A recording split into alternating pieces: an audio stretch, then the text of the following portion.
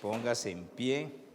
Si usted vino acompañado, no necesita de otra compañía. Es Jesús y con quien usted vino acompañado. Y por supuesto, si es su esposa, su esposo, tenemos que decir que es mucho mejor, ¿sí o no?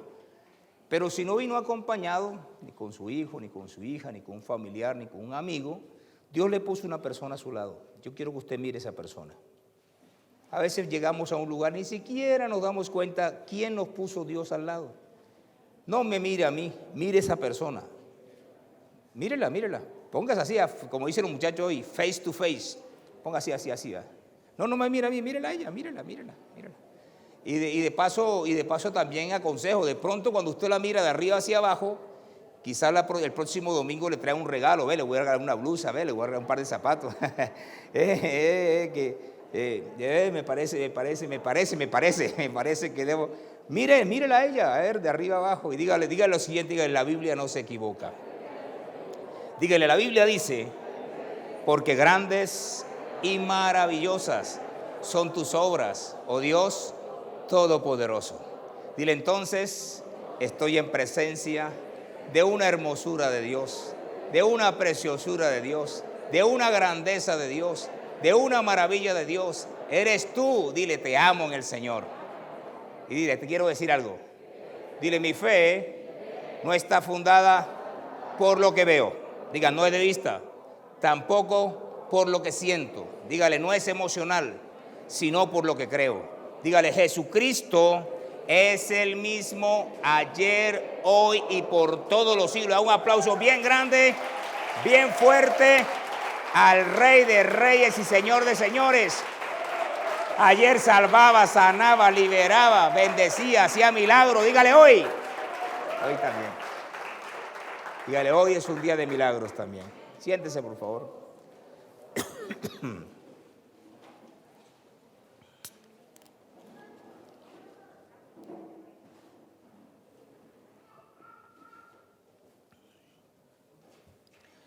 Bueno, estamos hablando de vencer el temor a la muerte para avanzar en los propósitos de Dios, no en nuestros propósitos.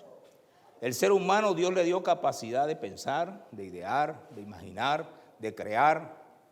Y por supuesto, dentro de toda esa capacidad que le dio Dios, Él puede también trazarse propósitos en la vida. Pero hay otros que vienen de arriba, que son propósitos de Dios, que son sueños de Dios, que son visiones de Dios. Y de eso estamos hablando. Si quizás nos correspondiera hablar afuera, hablaríamos, cada persona tiene propósitos, pero no, tenemos que hablarles a la iglesia. Y el primer ejemplo que escogimos nosotros en cuanto a aquello de que perder el temor a la muerte para avanzar, porque hay un espíritu que se está moviendo, ¿cierto? Muerte hay por todas partes todos los días y ahora más. Y eso a muchos los aterroriza. Ya estamos como volviendo a la normalidad, por así decirlo, de aceptar de que la gente está muriendo por causa de una pandemia. Entonces ya es extraño que no nos llegue a nosotros un dato. Ve, fulano murió. O de pronto nos llega una noticia atrasada. Ve, fulano murió. Y se pone más complicado cuando sabemos que a este le dio y después le dio otra vez y se murió. ¡Ah! ¡Qué problema!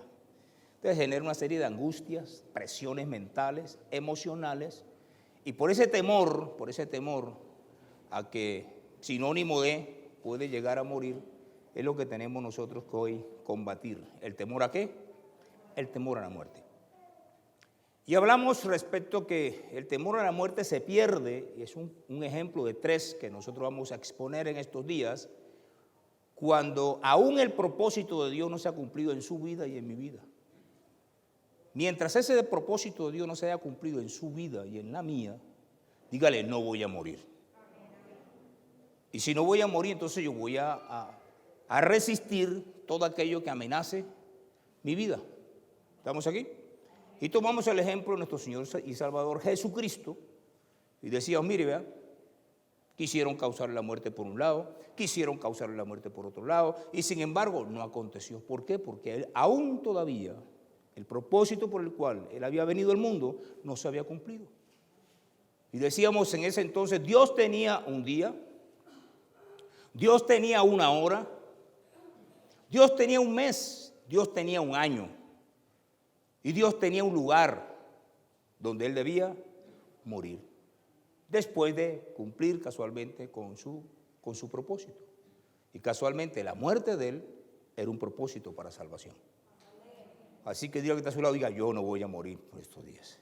Porque aún todavía no se ha cumplido el propósito en mi vida. Y vamos que se va a cumplir. ¿Cuánto cree que se va a cumplir? Se va a cumplir en el nombre de Jesús. Ahora tomamos un ejemplo. Y el ejemplo que vamos a tomar, otro ejemplo bíblico, es la vida de José. Y examinemos su vida. Y lo vamos a hacer como en 3 fases. Si podemos en 2, lógico, podré resumirlo, lo haré. Primero vamos a comenzar por su entorno familiar.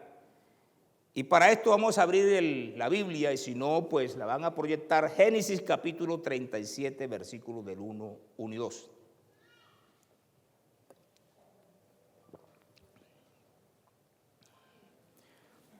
Nunca se olvide, estamos en medio de la muerte, pero nosotros vamos a seguir viviendo.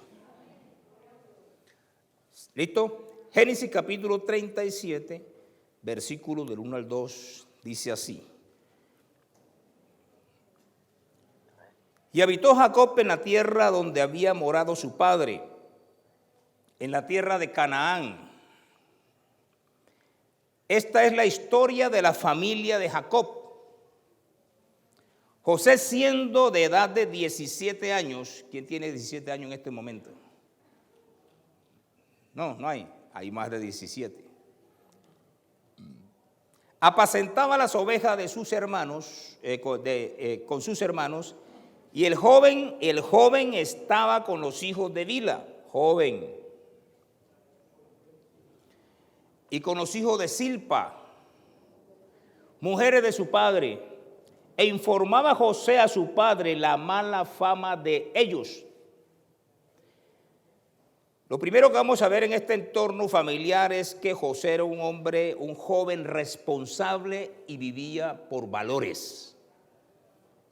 No todo joven es responsable, ni no todo joven vive por valores. ¿Estamos aquí? Era un hombre primero trabajador, de ahí la responsabilidad.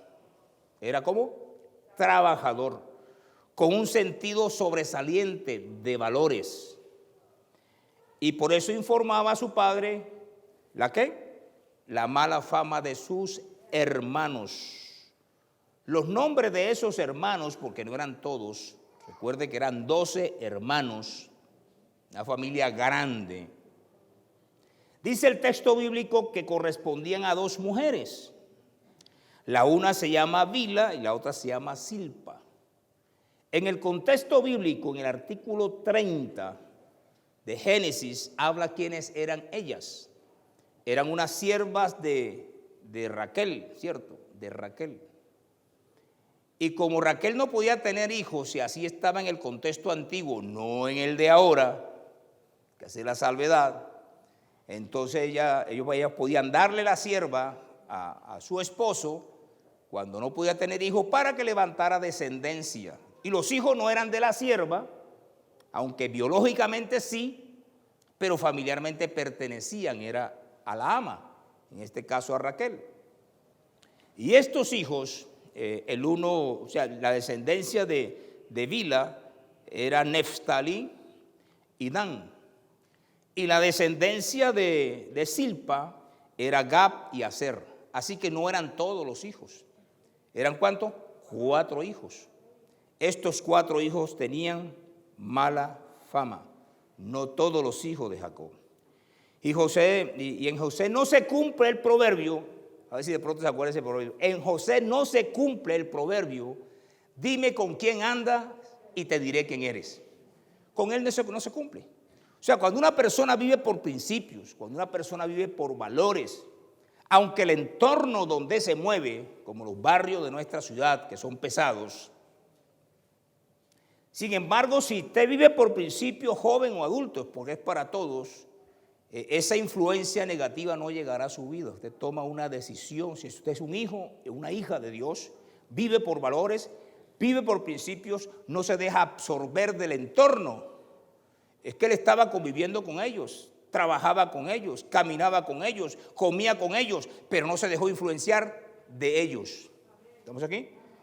Ese es el entorno familiar. José era responsable y era un hombre que también de confianza a su papá. O sea, su papá confiaba ¿en quién? En él. Tenía credibilidad. O sea, el padre veía el comportamiento del hijo y dijo, este hijo tiene credibilidad. Por eso cuando él viene aquí y habla conmigo, yo le creo. Es digno de confianza. A los otros 4, no le creo, ¿sí o no? Son deshonestos, no son honestos.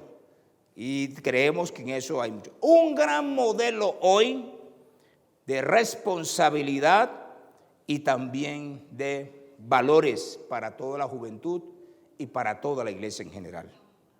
Modelo. Hablamos del entorno familiar. Hablando del entorno familiar, creció en medio de conflictos. A veces los conflictos son sociales, pero a veces los conflictos son en la familia. Y si yo preguntara en esta mañana, a ver, ¿quién no ha tenido conflicto en su familia? Levante la mano, por favor.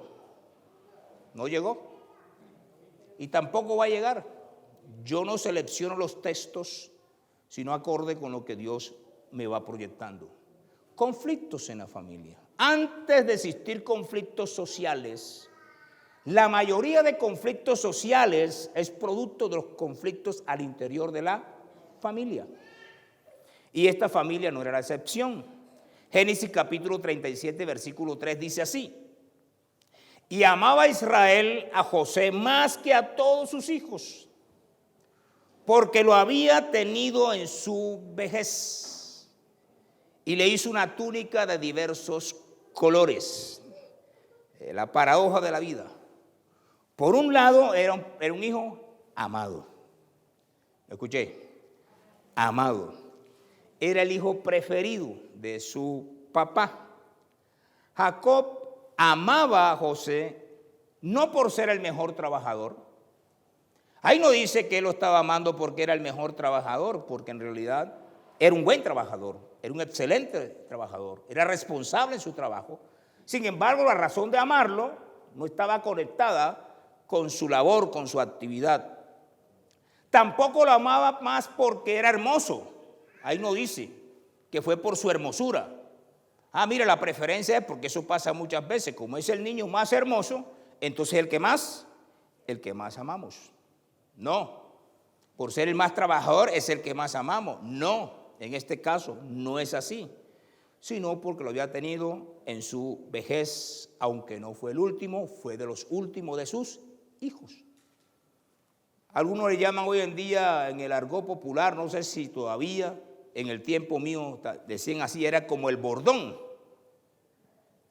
era como el bastón. Entonces eso implica que está más cerca al papá porque siempre se está apoyando en él.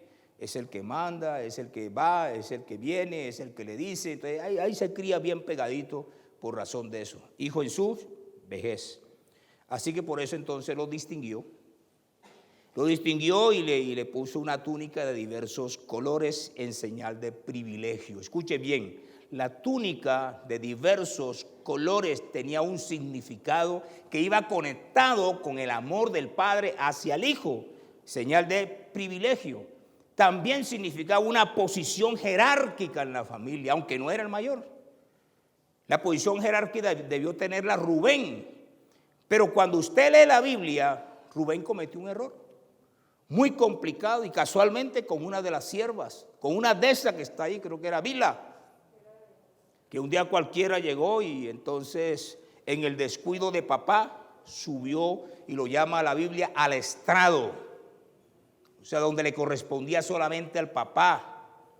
Así que esta situación que está pasando responde en que el que debió ser no continuó siendo porque cometió unos errores bastante complicados y muy duros. Por eso al final, cuando ya Jacob va a morir, cuando profetiza, le dice: Rubén, aunque eres el primogénito, no eres el primero. ¿Estamos? Son situaciones pues que hay que analizar también. Ahora, esa túnica era la ropa propia de un príncipe que había sido elegido para reinar. ¿Estamos aquí? Para que entienda la conexión que hay entre Jacob y su hijo. Por otro lado, por ese lado era amado, era preferido, pero por otro lado era odiado. Hablamos del entorno familiar. Dice el versículo 4, y viendo sus hermanos que su padre lo amaba más que a todos sus hermanos, ahora sí el círculo comienza a cerrarse. Ahora sí el problema no es de los 4. El problema no es porque informaba la mala fama o el mal comportamiento social de los 4. No, ahora fue que se sumaron los demás por un común denominador. ¿Cuál era? Que veían la preferencia. ¿Sí o no? Pues ya los otros hermanos también. ¿Cuántos hijos tenía Jacob? 12. Así que 4, ¿y ahora se suman cuánto? No, 8 no, porque tenemos que sacar a José. Saquemos a José del paseo. Él era el que era objeto de ¿qué? De odio. Lo aborrecían, en el contexto significa lo odiaban. Porque a veces uno se molesta con ciertas personas. Entonces, pero otra cosa es odiarlas. Por eso no le hablaban pacíficamente. Ese no hablarle pacíficamente significa siempre estaban riñendo con él. ¿Usted ha visto eso entre hermanos muchas veces? Que le hablan áspero, que no le contestan, que le golpean, que le gritan.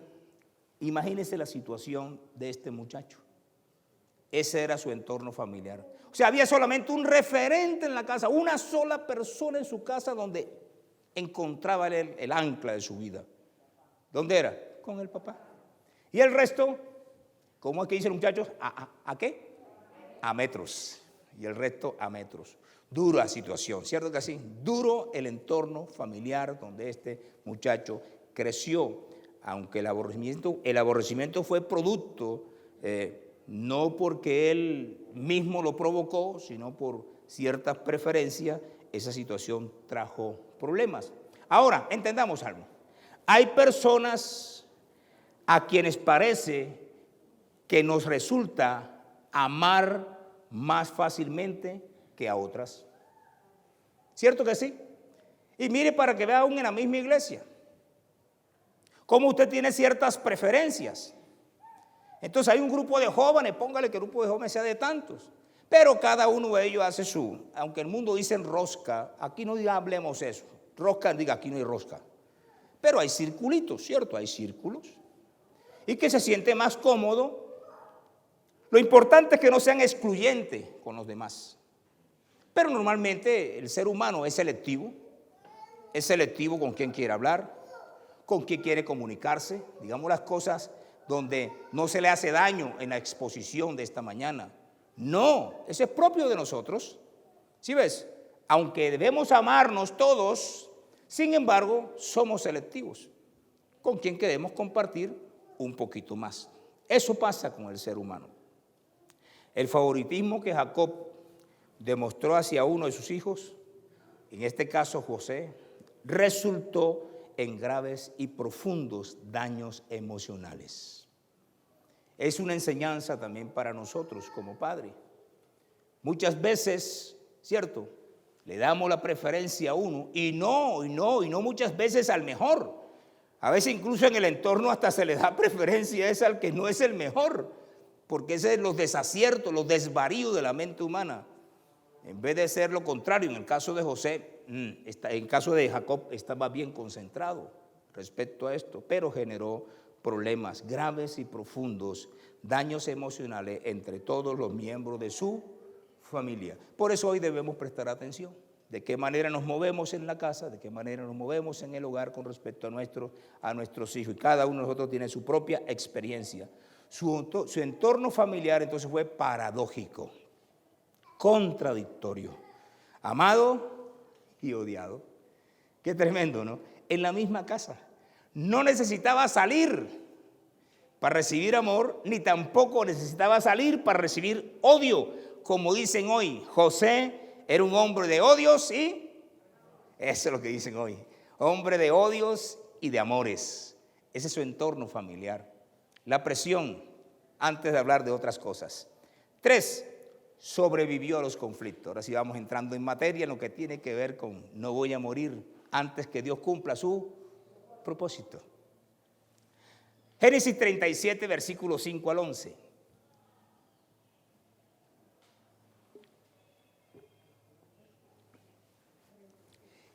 Y soñó un sueño José y lo contó a sus hermanos.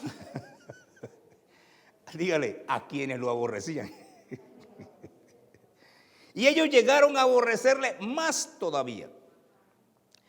Y él les dijo, oíd ahora este sueño que he soñado, y he aquí que atábamos manojos en medio del campo, y he aquí que mi manojo se levantaba y estaba derecho, y que vuestros manojos estaban alrededor y se inclinaban al mío.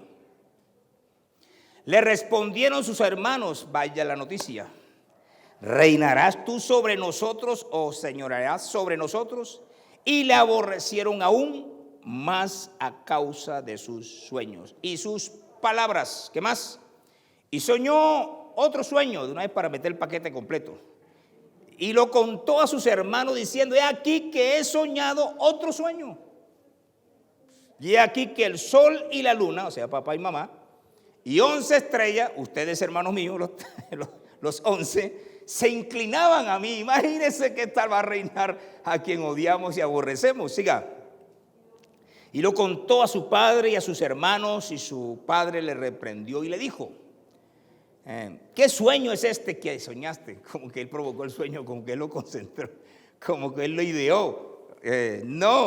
¿Qué soñaste? ¿Acaso vendremos yo y tu madre y tus hermanos a postrarnos en tierra ante ti?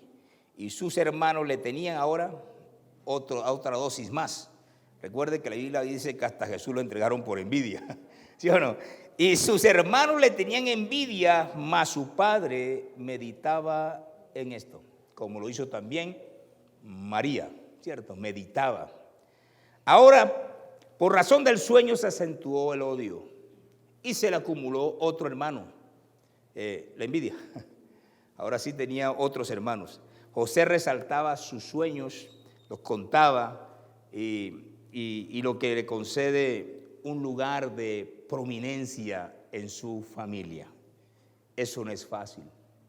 Ahora quiero decir con esto, no significa que los otros no tenían un propósito. Hay que hacer la claridad. Lo que pasa es que el caso de él, Dios comienza a exhibirlo desde temprano. Pero los 11 hijos también tenían un propósito de parte de Dios. Lo importante es saber que el propósito de un hijo no puede ser igual al propósito de otro hijo. Son hijos de una misma madre, o de pronto solamente de un padre, o solamente de una madre, o de los dos. Pero quiero decirte, lo más importante que debemos resaltar en esta hora es que todos hemos venido a este mundo con un propósito y un sueño y una visión de parte del Dios grande y poderoso de los cielos.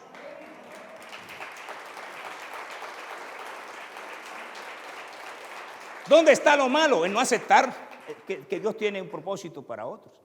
¿Dónde está lo malo? En querer yo que el propósito de otro sea el mío. Ahí está lo malo.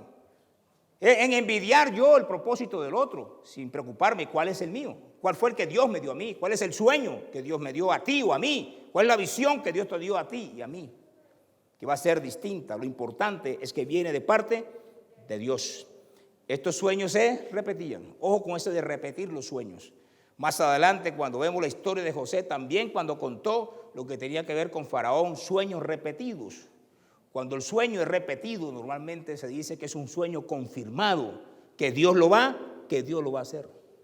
Y Dios lo que hace es dar claridad que él había sido llamado con un propósito. El sueño desde la perspectiva bíblica es interesante nosotros acotar. Es un vehículo de revelación. A mí no me interesa qué dice el mundo, qué interpretan los psicólogos, porque ellos estudian los sueños, ¿cierto?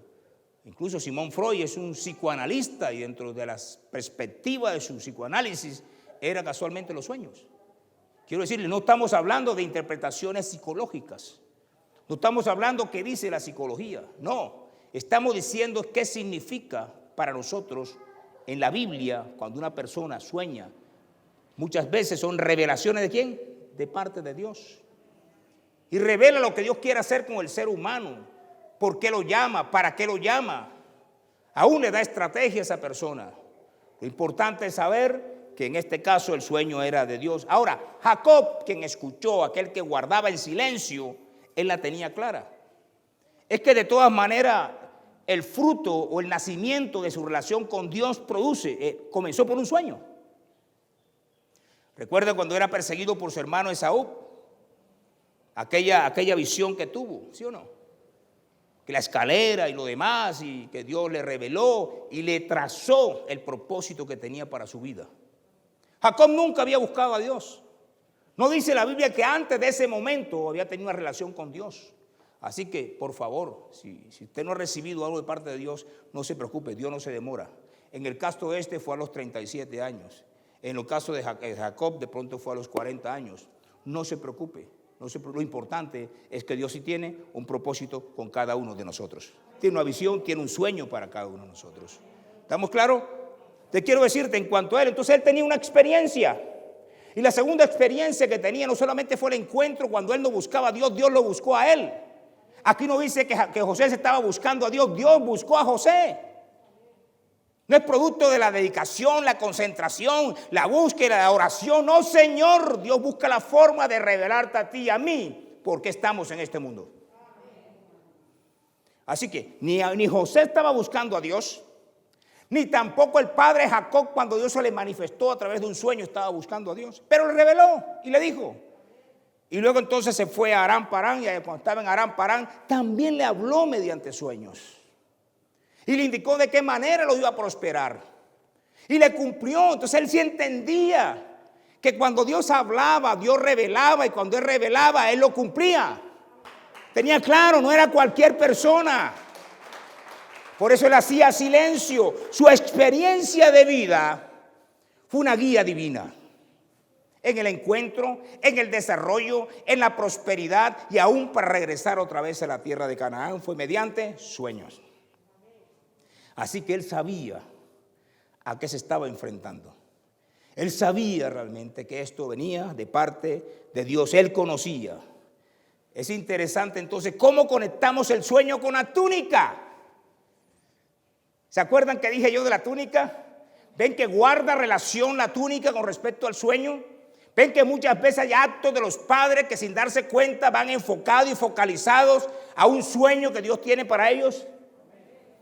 Apuntaban a un mismo desarrollo progresivo, la promesa de Dios de hacer una nación grande y que José sería una persona importante en medio de Israel. Tú eres importante en tu casa, eres importante en la sociedad, y si no lo eres, ten por seguro que eres importante delante de Dios. ¿Estamos? No mire la importancia del otro, mira tu importancia. Mire lo que Dios te dio a ti, camina acorde con lo que Dios te dio a ti, porque Dios tiene un propósito, Él tiene un propósito. Que a veces ni siquiera calculamos cuál es el propósito de Dios por el cual te tiene en una parte u otra parte, pero es el mismo Dios. A uno el propósito es en una empresa, otros en la sociedad, otros a través de la profesión, otros, bueno, tantas cosas que puede hacer Dios. Así que no mires a tu lado, porque te puedes llenar de codicia y de envidia. Mira más bien que Dios te dio a ti. Y ten por seguro que lo que Dios habló de ti, lo va a cumplir para la gloria de Dios. Jacob sabía que Dios le había cumplido y también le cumpliría a su hijo. Si estamos aquí, cuando todo estaba parado, Dios otra vez incursiona en la historia con un sueño. Todo estaba silenciado. Jacob ya había regresado. Uno de los hijos era este. Habían pasado 17 años. Dios había hecho silencio y rompió el silencio. No como ellos querían, no como Jacob quería, sino como Dios sabía que podía hacerlo. Rompió el silencio, dijo, venga, se abre una nueva etapa en la historia de esta familia. Y entonces, lástima, pues lógicamente se incrementaron los odios. El mismo Jacob intenta reprimir a José, pero aún él sabía y tenía seguridad que sus sueños venían de Dios. Padre, ten en cuenta los niños cuando sueñan. Escúchalos, presta atención cuando Dios habla. Y solamente espera que también te hable al otro hijo y le hable al otro hijo para que tú tengas la claridad por donde deben canalizarlo. Aún le voy a decir, los países desarrollados tienen algo, que no viven por sueño, pero sí reconocen cuando el muchacho tiene ciertas habilidades, ciertas capacidades, cierta sabiduría, cierta inteligencia. ¿Y sabe qué hacen ellos? Que es un modelo para la iglesia. Entonces orientan al muchacho acorde con la capacidad que tiene. No se desgastan. Aquí dice que la letra entra con sangre. No, ellos no se desgastan. Recuerde, la capacidad que tiene usted no la tengo yo. Yo tengo que reconocer que usted tiene una capacidad que yo no tengo. ¿Estamos claros? Lo importante es saber nosotros orientarlo a cada uno conforme a su capacidad. ¿Estamos aquí? Ellos son sabios, por eso sacan científicos, por eso sacan hombres sobresalientes, porque desde temprana edad, no solamente el padre, el sistema educativo orienta para canalizar a cada hijo acorde con su begabum, con su inteligencia, con su capacidad.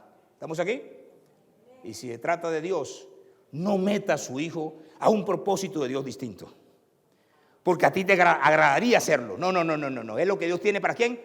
Para él. Esa era la labor del padre, en este caso de Jacob. Hacía silencio y dijo, mejor me callo. Mejor me callo porque esto viene de Dios y Dios lo va a cumplir. Lo que Dios dijo de ti lo va a cumplir, lo va a cumplir. No se te olvide nunca esto. Ahora que los conflictos familiares se acentúan, comenzaron a acentuarse por el objeto del conflicto. ¿Era quién? José. Era una persona inicialmente porque era aquel que exponía la moralidad de los hermanos, pero también una persona que ahora era el centro del conflicto porque él había revelado, Dios le había revelado su propósito.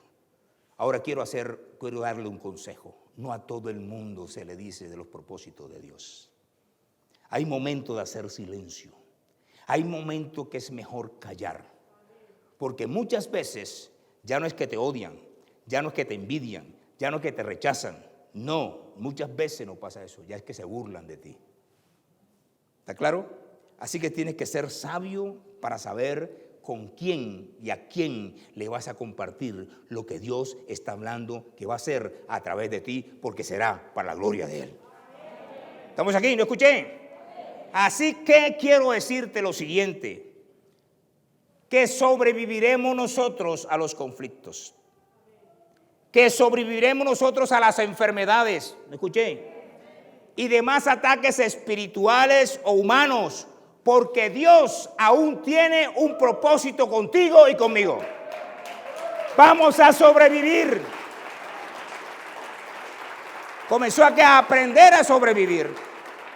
Él no se quedó pensando en el odio y cosas como esa.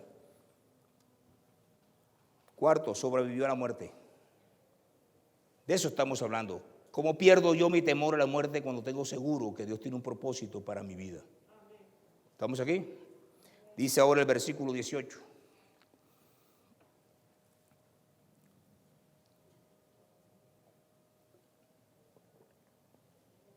En el contexto viene hablando que el padre comisiona a José, para meternos con este versículo, para que vea a ver cómo están los hermanos que lo aborrecían. Y en ese recorrido, dice allí, cuando ellos lo vieron, a José, de lejos, antes que llegara cerca de ellos, conspiraron contra él para matarle. No había motivo. Solamente ahí viene el objeto de discordia. ¿Sí o no? Ya. Y ahora sí se levanta un contubernio. Ahora sí hay una asociación para matar a su hermano. Conspiraron y dice para matarle. Llegó la oportunidad. Imagínense, estamos hablando del entorno familiar. Del entorno familiar. Y dijeron el uno al otro, aquí, viene el soñador, el uno al otro. Diga cuándo, los 11. ¿Cómo es? O es posible que fueran 10, de pronto Benjamín estaba todavía en la casa, que es el último, el penúltimo fue José. Digamos que fueron 10. Ahora pues venid y matémosle y echémosle en una cisterna y diremos, teníamos que plan tan rápido, ¿no? Que es plan tan rápido. ¿Y qué dice? Y diremos, alguna mala bestia lo devoró y veremos qué será de sus sueños. Cuando Rubén oyó esto, lo libró de sus manos y dijo, no lo matemos. no lo matemos. Y le dijo Rubén, no derraméis sangre, echarlo en esta cisterna. Hubo uno que está en el desierto y no pongáis mano en él para librarlo. Y así de sus manos, y por librarlo así de sus manos, por hacerlo volver a su padre. Sucedió pues que cuando llegó José a sus hermanos, ellos quitaron a José su túnica. Recuerde lo que significa la túnica. Su túnica, la túnica de colores que tenía sobre sí. Y le tomaron y le echaron en la cisterna. Pero la cisterna estaba vacía y no había en ella agua. Ahora sí, comenzó a acentuarse. Ahora sí hay un propósito de muerte. Ahora sí encontramos que el odio y la envidia, al igual que Caín, ¿se acuerdan de Caín? Crecen en los hermanos de José, impulsándoles a ellos a orar con violencia contra su hermano. Así que el espíritu de Caín no ha desaparecido. No solamente corresponde a aquella época del inicio, del primer hijo, no. El espíritu de Caín todavía sigue andando por ahí. Aquí estamos, todavía anda por ahí, todavía circula, todavía camina, todavía tiene eficacia. Y no solamente fue al comienzo, sino también en la familia de José. Cuando los hermanos lo reconocen, movidos por el odio y por la envidia, dice el texto, deciden eliminar al soñador y deshacerse así de la molestia de su sueño. No era de la molestia de su sueño. Ellos querían deshacerse de la persona. Aunque ellos expresan ahí, a ver qué será de su sueño. Eso es un parafrasear el texto. Ellos querían deshacerse ¿de quién? De él. Y al deshacerse de él, los propósitos de su vida también, por supuesto, se iban a desaparecer. ¿Sí estamos aquí? Por eso lo echan en una cisterna, pero él sobrevivió a la cisterna. ¿Qué querían ellos? Diga, matarle, con el fin de deshacerse. Pero él no podía morir antes. Dígale conmigo. La cisterna no iba a ser la caverna donde iba a ser sepultado, porque Dios tenía un propósito en la vida de José. ¿Sí estamos acá? Ahí no era. Ese no era el lugar de sepultura. Dios tenía un plan, como lo tiene contigo. Y Dios usará personas que intervengan en tu vida para protegerte de las acechanzas de la muerte. Y vamos que muchos de nosotros tenemos experiencia en estas cosas. Como otros nos sacaron y evitaron que los demás nos quitaran la vida. Dios usa de personas. Dios manda personas. En este caso era su hermano. Y entonces usa de ellos. Pero, para una vez completar el paquete, en el versículo 25 dice lo siguiente. Y se sentaron a comer pan y alzando sus ojos miraron, y aquí compañeros de ismaelita que venía de Galaad, y sus camellos traían aroma, bálsamo, mirra, e iban a llevarlo a Egipto. Y entonces Judá dijo a sus hermanos, sale otro. Ahora estamos hablando de que eran posiblemente 11, de pronto eran 10, ahora sale otro hermano, Rubén el mayor, y ahora viene Judá. Y entonces Judá también interviene para interceder. ¿Qué provecho hay en que matemos a nuestro hermano y encubramos su muerte? O sea, ¿qué beneficio? ¿Qué más? Venid y vendámoslo a los ismaelitas y no sea nuestra mano sobre él, porque él es nuestro hermano y nuestra propia carne, y sus hermanos convinieron con él. Total era deshacerse de él. ¿El plan era qué? Deshacerse de su hermano. Ese era el plan. De cualquier manera hacerlo. Y cuando pasaban los madianitas, mercaderes, sacaron ellos a José de la cisterna y se lo trajeron arriba y le vendieron a los ismaelitas por 20 piezas de plata y llevaron a José a Egipto. Yo soy padre, usted de pronto es padre, usted va a ser padre, pero todos somos hijos. Yo le voy a decir, el corazón de estos muchachos era duro, era fuerte, capaces de meter a su hermano en una cisterna, sentarse sobre la cisterna y a comer pan.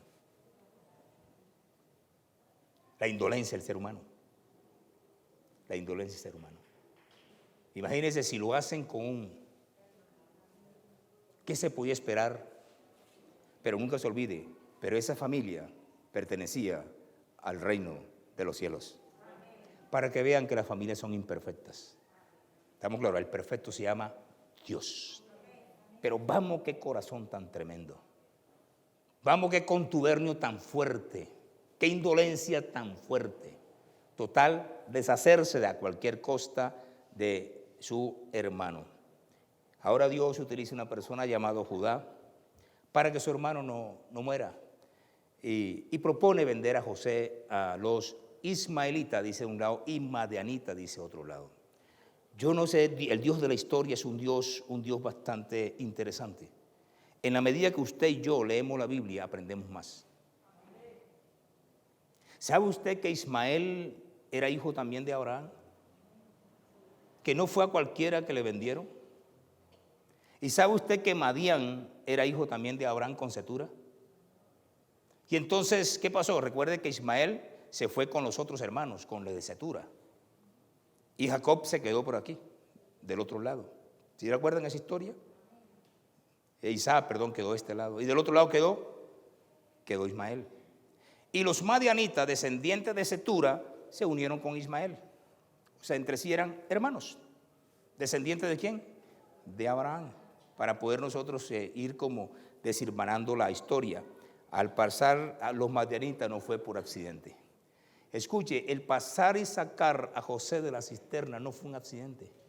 Aunque Dios no habla durante ese periodo, ahí no dice que Dios intervino, pero Dios se usó otras personas. Porque sabía que era la única forma de poder intervenir, porque Él tenía un propósito en la vida de José que no podía ser truncado por nada ni por nadie. Por eso sale de la cisterna y entonces vendido. Para decirte, no iba a morir en la cisterna, porque Dios tenía un propósito en la vida de él. Yo no sé cuántas cosas han pasado en tu vida. En mí han pasado muchas. Peligro de muerte muchos. Odiado muchas veces, amado otras veces. Creo que a ti también te ha pasado. A todo ser humano nos pasa. ¿Sabe por qué estamos aquí y no estamos allá? ¿Sabe por qué pertenecemos al reino de los cielos? Porque Dios aún todavía tiene un plan en tu vida y lo va a cumplir. No vas a morir, no vamos a morir antes de tiempo. Porque Dios tiene cuidado del propósito que Él tiene con cada ser humano. Es el cuidado que tiene Dios. Si Dios no te ha hablado en este tiempo, ¿sabes qué? Pregúntale a Dios cuál es el propósito que tiene para tu vida. Pero te aseguro que el solo hecho de estar vivo y estar aquí en medio de la pandemia es porque Dios tiene un propósito grande y poderoso sobre tu vida. Para este tiempo, no para otro tiempo. ¿Lo escuché? Entonces la pregunta es, ¿por qué no murió José? Claro, porque Dios tenía un sueño. Escucha, no era el sueño de José, era el sueño de Dios. Dios tenía un sueño. ¿Escuché? Él tenía una visión para su vida. ¿Me escuché? Y esta no se había cumplido aún. Vamos a enfrentarnos a la muerte. Y en estos días nos vamos a levantar. Y sabe que cada día me levanto contra ella.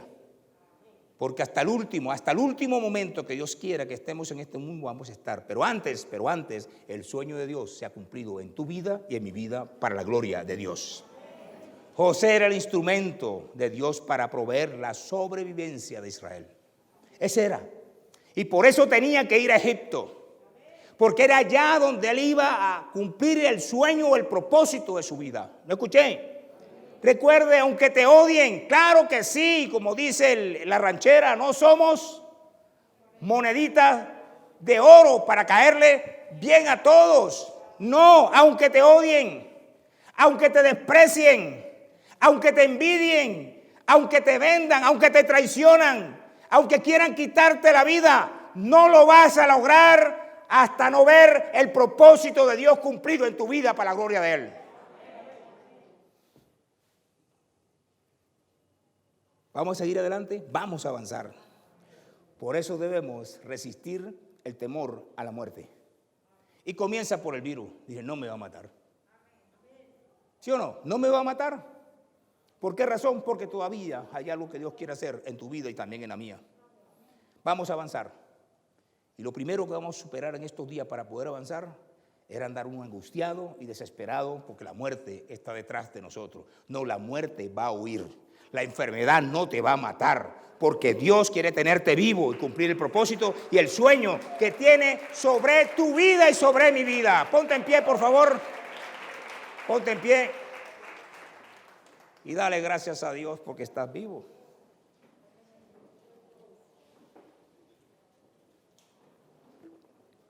¿Por qué debo tenerle? ¿Por qué no debo temerle a la muerte? Porque ella no llegará hasta que el propósito de Dios se cumpla en tu vida y en mi vida. Y eso nos hace y nos permite avanzar. Levanta tu mano al cielo. No te chocholees. Levántate tu mano, la mano al cielo, levántala.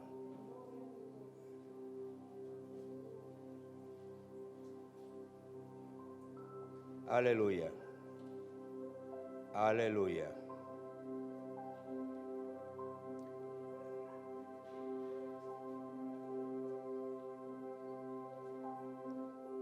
Sí, quédate con ella en los bolsillos mejor, yo creo. No, levante su mano. Los que se van a levantar, levante la mano. Los otros que no creen, que se queden con las manos en los bolsillos. Por lo menos yo le creo a Dios. Yo le creo a Dios. Y yo creo que Dios tiene un propósito con la iglesia. ¿Sabe usted que el vehículo para cumplir los propósitos de Dios en este mundo es la iglesia? Es a través de la iglesia. No es por fuera de la iglesia. Ya el mundo hay un destino. Y la iglesia se mueve en un propósito. El propósito de consolidar el plan de salvación de Dios. Y lo que dice en Apocalipsis es que el Señor se mueve en medio de los candeleros de la iglesia. Es el Señor de la iglesia. No por tu perfección. No. Es porque Él te escogió para salvarte. Y te escogió como un instrumento para manifestar tu gloria en este tiempo. Es en este tiempo. Y no crea que es el tiempo más fácil, es el tiempo más difícil. Ver la gloria de Dios en medio de la crisis son los mejores momentos de la historia. Que hay un Dios que gobierna, que hay un Dios que dirige y rige los destinos del mundo, y que Dios le plació escogerte a ti. Escogerte a ti. Dile gracias, Señor. Diga, no estoy vivo por accidente, estoy vivo porque tú me mantienes vivo y porque tú tienes un propósito para cumplir en mi vida, en la vida de mis hijos. Tú lo vas a hacer. Levanta tus manos y digo gracias, Señor. Solamente dale las gracias al Rey. Dale las gracias a Dios. Dile, papá, gracias. Gracias. Porque no significativo en el mundo. Tú le diste significado a la iglesia y nos diste significado a nosotros. En el nombre de Jesús. No obstante el vituperio, no obstante el rechazo, no obstante la mentira, no obstante el odio. Pero aquí estamos. Y estamos porque somos instrumento en tus manos en este tiempo para tu gloria. Dígaselo, dígaselo. Usted tiene que creérselo a sí mismo. Diga, yo sigo vivo, otros ya no están. Otros no van a estar. Pero nosotros vamos a continuar hasta el día, hasta la hora, hasta el mes, hasta el año y el lugar en que tú nos quieras llevar. Pero antes, dile, se va a cumplir el propósito por el cual me trajiste a este mundo. Ese propósito no se va a quebrar. No hay diablo que lo quiebre. No hay ser humano que lo entorpezca. Dígale, no lo hay. No pasó en José, no pasará en ti. Hermano, hermana, este es el tiempo de Dios. Escogió el mejor tiempo para traerte a este mundo. Moverte en medio de la crisis y decirle al mundo, no temo la muerte, yo espero la eternidad. Y mientras esté en este mundo, voy a vivir acorde con el propósito y el llamamiento de Dios para mi vida. En el nombre de Jesús. Amén y amén. Aleluya. Aleluya. No ahora, no mañana, en el día de Dios, en el tiempo de Dios, en el lugar de Dios, en el propósito de Dios. Padre, te damos las gracias. Destruye toda enfermedad. Destruye todo plan del diablo. Desvanécelo, Señor, en el nombre de Jesús. Que toda persona que ponga los pies en este lugar reciba de ti, Dios, en el nombre de Jesús. Los que nos escuchan de igual manera, Señor, en el nombre de Cristo. Nos levantamos. Tenemos la mejor compañía, la mejor coinonía, la mejor comunión, el Espíritu Santo de Dios. Gracias, Señor. Gracias, Jesús. En el nombre de Jesús. Amén y amén. Dile al que está a su lado, esta será la mejor semana. Cada día será día glorioso, porque en cada día Dios cumplirá el propósito que tiene en su vida, un día tras otro día. Y nos veremos el miércoles a orar, y nos veremos el domingo para alabar y adorar a Dios y darle las gracias por estar vivo y por estar caminando en el propósito de Él para su santa y bendita gloria. ¡Aleluya! Los amo en el Señor.